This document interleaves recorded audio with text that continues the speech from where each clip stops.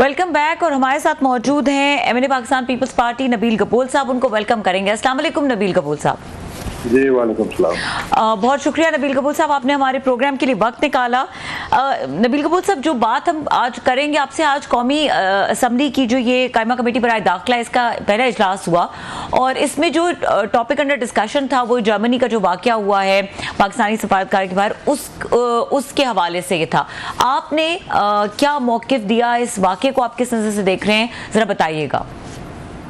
सबसे पहले मैंने आज कमेटी के अंदर कंडेम किया और मैंने अपने फॉरेन ऑफिस को भी कहा कि जो जर्मनी के अंदर फ्रैंकफर्ट में जिस तरह हमारे पाकिस्तान के कॉन्सुलेट में अफगानी नेशनल के लोग अंदर घुसकर उन्होंने पाकिस्तान का झंडा उतारा, उसकी बेरुखी की है और अफगानिस्तान का झंडा लहराया उन्होंने। और दूसरी तरफ जो है यही अफगानी जो है आज इस्लामाबाद के मार्केटों में आप जाएं, सड़कों पर जाएं, गेस्ट हाउसेज जितने बने हुए हैं उसमें जाएं, यहाँ पर हम मेहमान नवाजी कर रहे हैं उनकी।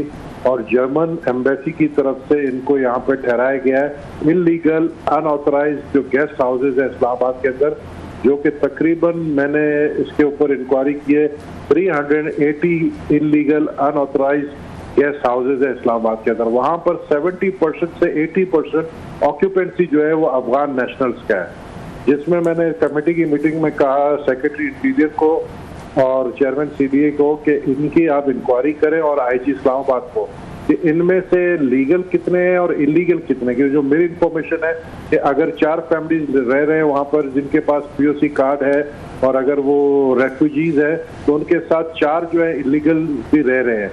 तो यही लोग जाकर फिर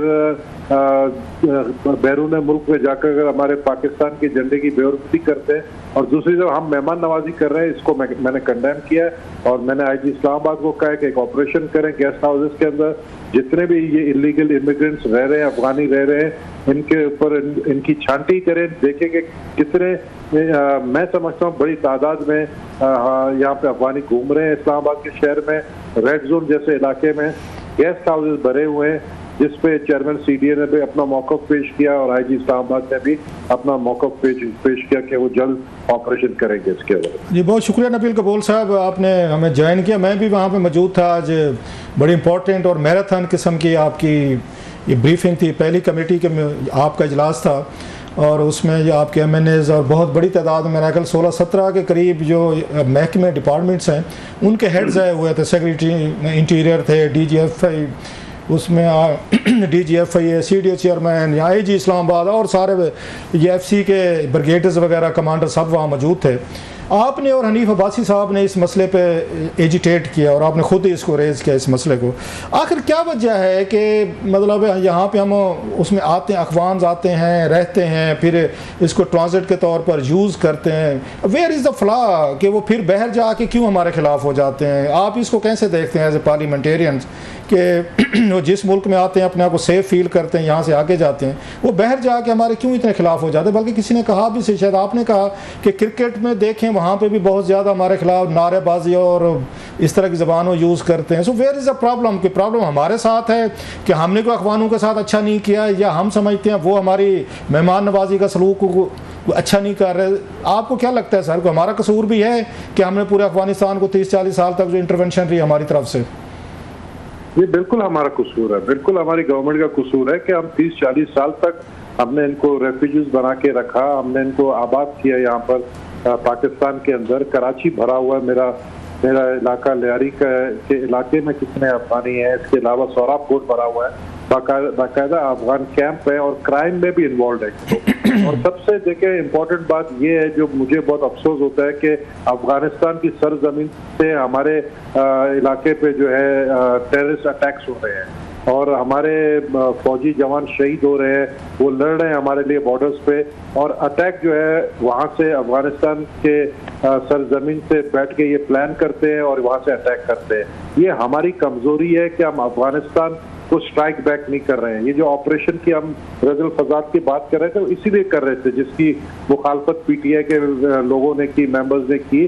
जब वो हमें मार रहे हैं और हम उल्टा उसकी मेहमान नवाजी करें, पॉलिसी गवर्नमेंट को अपना बदलना चाहिए। हमें खासकर जो है जर्मन एम्बेसी को, जर्मन गवर्नमेंट को ये बताना चाहिए, फॉरेन अफेयर्स को, हमारी मिनिस्ट्री को बताना चाहिए कि देखें ये जो फ्रैंकफर्ट में हुआ है वाकया, और इसी तरीके से वाकया न्यूयॉर्क में भी हुआ है, इंग्लैंड में भी हुआ है। अफगानी जो है वो मेरे ख्याल में देखें शायद उनके अपने नस्ल में जो है ना बेवफाई लिखी हुई है कि जो आप पर एहसान करे वो कहते हैं ना उसकी शर्त। कबूल साहब, आप मैं एक और पॉइंट पे बात कर रहा था। अब अफगान भी तो हमसे शिकायत कर सकते हैं कि हमारा मुल्क था, इंटरवेंशन हुई पाकिस्तान की तरफ से, जो माजी की इस्टेब्लिशमेंट रही हैं, गुड तालिबान के नाम पे उन्होंने ये तमाम तालिबान जो काबुल पे ये हुक्मरान बैठे हैं, जिनके डर से ये सारे लोग छोड़कर निकले हैं, अफगानिस्तान छोड़ा है और ये बाहर जाना चाहे। पढ़े लिखे ये बच्चे हैं मोस्टली, जो पिछले नेटो के दौर में 20 सालों में नस्ल जवान हुई है 9/11 के बाद।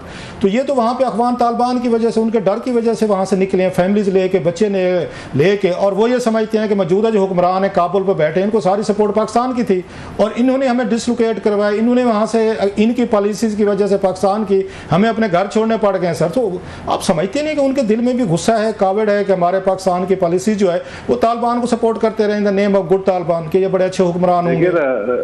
राहुल भाई ये तो एक लंबी बहस है और ये उनका एक पॉइंट ऑफ व्यू तो है ना। मैं जस्ट ये कह रहा हूँ, जब हम उनको कहते हैं कि वो एहसान नहीं मानते तो वो बेचारे भी तो कहते होंगे कि भाई साहब आपने आके हमारे घर तोड़े, बम्बारमेंट करवाया, तालिबान आके किए, मार धाड़ हुई, तो उनका भी तो एक पॉइंट ऑफ व्यू हो सकता है सर। ये अच्छे बेचारे के अपने मुल्क के अंदर जो है टेररिस्ट को पालते हैं, उसामा बिन लादेन को पाला उन्होंने, और कितने हमारे यहाँ भी तो हमारे यहाँ भी तो हमारे से तो वो बरामद हो गए थे। चले सर, बरामद तो हमारे ये ककूल के करीब से हो गया भाईजान, बरामदगी तो हमारे से हुई है। बरामदगी हुई है लेकिन पाला उन्होंने ना जी। और उसके बाद जो है आज भी आप देखें कि जो तालिबान कहते हैं, वहाँ पे जो तालिबान की हुकूमत है वो कौन सा हमारे साथ जो है अच्छा बर्ताव रख रही है। हमने, आप कह रहे हैं कि हमने उनके साथ इंटरवेंशन में हमने जो है सपोर्ट किया, पाकिस्तान ने सपोर्ट किया, तो मुझे सिर्फ एक बात समझा है कि जी इंटरवेंशन में हमने जो है अगर सपोर्ट किया, अगेंस्ट टेररिस्ट सपोर्ट किया, हमने टेररिस्ट के खिलाफ, वहाँ पर टेररिस्ट जो है फैले हुए थे अफगानिस्तान में, टेररिस्ट के खात्मे के लिए किया, लेकिन साथ साथ फिर हमने रेफ्यूजीज बनाकर उनको कितने, मेरे ख्याल में कोई 10 लाख अफगान रेफ्यूजीज जो थे वो आज भी पाकिस्तान में उन्होंने जो है जाली शनासी कार्ड बनाए, पीओसी कार्ड बनाए और आज भी रह रहे हैं, बिजनेस कर रहे हैं यहाँ पर। तो हमने तो फिर भी अच्छाई की, हमने मेहमान नवाजी की, हमने 1947 में जो हिजरत करके लोग आए उनके लिए अपने दरवाजे खोले, इसी तरह अफगानियों के लिए भी हमने अपने दरवाजे खोले। जिस तरह उन्होंने हमारी कदर नहीं की, इसी तरह अफगानी हमारी कदर नहीं कर रहे हैं। तो जहाँ हमारे झंडे जलाए जा रहे हैं, हम उनकी मेहमान नवाजी कर रहे हैं। यहाँ पर इस्लामाबाद में गेस्ट हाउसेस के अंदर ट्रांसजेंडर की मैंने बात की कि यहाँ पर आप मुझे पता है अफगानी ट्रांसजेंडर, यानी आप इमेजिन करेंगे वो कैसे दिखते होंगे, कैसे, यानी उनको सिर्फ ट्रांसजेंडर बनकर जो है रेफ्यूजी के तौर पर लिया जा रहा है अमेरिका में और जर्मनी में।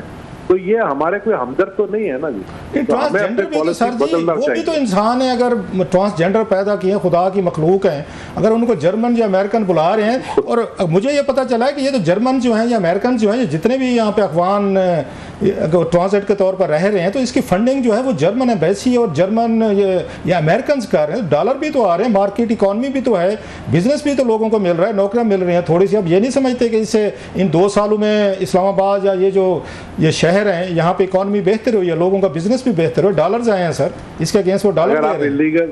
अगर आप इलीगल गेस्ट हाउसेस को बिजनेस समझते हैं, अनऑथराइज्ड सीडीए की तरफ से उनको इजाजत है, हाँ फायदा जरूर सीडीए के कुछ ऑफिसर्स को मिलता है जो इलीगल गेस्ट हाउसेस को, अनऑथराइज्ड गेस्ट हाउसेस को इजाजत दे रहे हैं कि यहाँ पर जो है वो अपने गेस्ट हाउसेस बनाए।